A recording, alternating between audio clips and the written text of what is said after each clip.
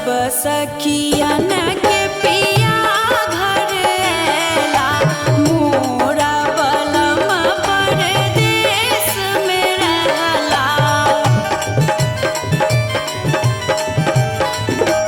सब सखियन के पिया घर एला, मोरा बलम परदेस में रहला। पुआ पका रखलो झोली है, पुआ पका रखलो झोली। अइबेर होली में, अइबेर होली में गाम अबियौ ने यो पिया, अइबेर होली में।